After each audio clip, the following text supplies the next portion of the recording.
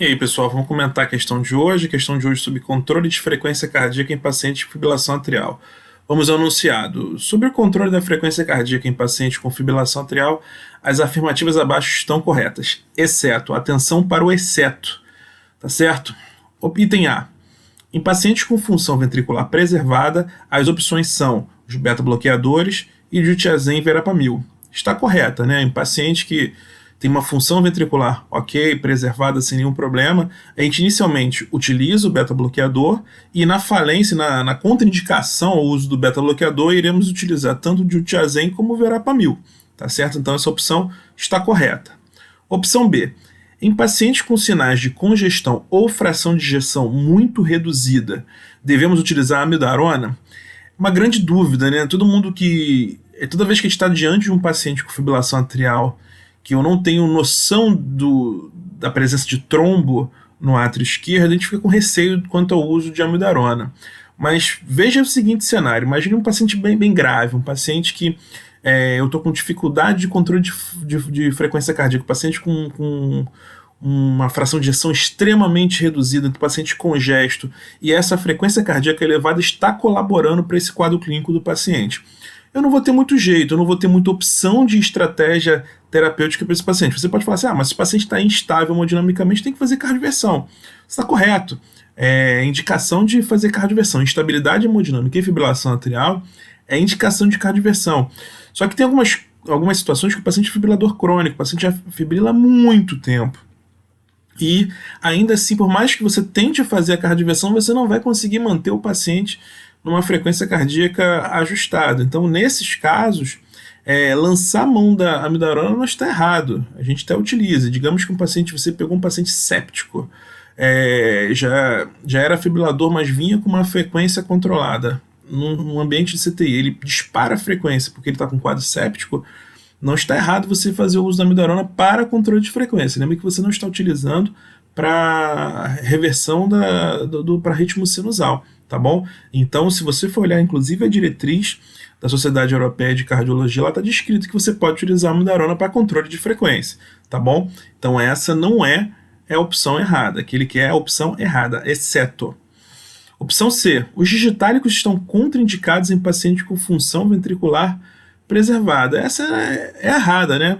Porque o digitálico eu posso usar tanto no paciente com função preservada como fração de ejeção reduzida. Claro que a gente utiliza muito mais no paciente com fração de ejeção reduzida, né? Mas não está contraindicado em paciente com função ventricular preservada. A gente utiliza muito em paciente valvar, né? Que às vezes fica difícil o controle de medicamentos, às vezes o paciente tem uma estenose aórtica grave, eu não posso fazer muito beta por conta da estenose aórtica, e às vezes fica um pouco limitado de medicações a respeito do controle de frequência cardíaca, e você pode utilizar o digital, tá certo?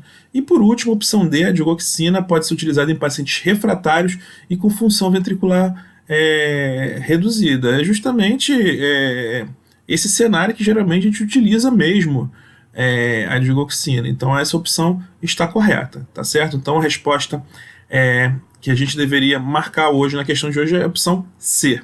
Só uma revisãozinha rápida, né, que é sobre como realizar o controle da frequência cardíaca no paciente com fibrilação atrial. Chegou um paciente para você, fibrilação atrial na emergência, você não tem noção, delta T indeterminado, você não tem noção inicialmente se o paciente tem a opção de ter trombo ou não, você não sabe se ele utilizava anticoagulante previamente, então você quer fazer um controle agudo da frequência cardíaca, é aquele paciente que você definiu que inicialmente você vai controlar a frequência. Então a meta é a frequência cardíaca abaixo de 110 batimentos por minuto. Se eu tiver um paciente que já sabidamente tem disfunção, fração de ejeção reduzida ou está congesto clinicamente, você pode até utilizar uma dose baixa de beta-bloqueador, mas com muita calma nessa hora, tá bom? E eu vou optar por beta-bloqueadores que eu posso utilizar em pacientes com IC. Geralmente eu utilizo qual? Eu utilizo o metoprolol, que tem formulação venosa, inclusive, tá certo? Então você vai usar uma dose baixa de beta-bloqueador. Se o paciente estiver muito instável, muito grave, muito congesto, difícil de fazer o manejo, você vai poder utilizar a amiodarona. Novamente levantando aquela questão. Paciente com instabilidade hemodinâmica, cardioversão elétrica, corretíssimo, tá certo? Mas não está errado você também utilizar a amiodarona para um controle de frequência. Não estou pensando em cardioversão, tá bom? Não estou pensando em cardioversão, não estou querendo resolver a instabilidade hemodinâmica nesse momento, tá bom? Controle de frequência. O assunto aqui agora é controle de frequência, tá bom? E por último, digitálicos, né? Os digitálicos, eles são drogas que para controle de frequência eles são boas, né? Tem que tomar sempre cuidado naquele paciente que pode fazer intoxicação. Inicialmente sempre começa com uma dose mais elevada de digital e a gente vai reduzindo progressivamente, tomando cuidado com os sinais de intoxicação digitálica, tá bom? O paciente com fração de ejeção acima de 40% é mais tranquilo, é mais fácil de manejar. Primeira opção, sempre beta-bloqueador. Nesse caso, eu posso fazer o venoso, o metoprolol com tranquilidade, tá bom? Posso fazer 5mg mais 5 mais 5, tá bom? Fazendo um máximo de 15mg de metoprolol, tranquilo, sem problema. No paciente que eu tiver dificuldade de usar o metoprolol, às vezes ele tem asma, tem alguma contraindicação, eu posso usar o verapamil de tiazem. Hoje em dia não tem mais formulação dessas medicações venosas. Antigamente até existiam, são drogas excelentes, mas foram retiradas do mercado, tá certo?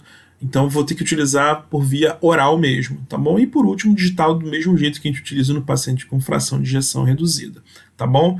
Esse é o recado que eu queria passar para vocês hoje da questão de hoje, tá bom? Não deixe de seguir o nosso canal, curtir, marca o sininho para receber todas as notificações e divulga para os seus amigos, tá bom? Grande abraço, até o próximo vídeo.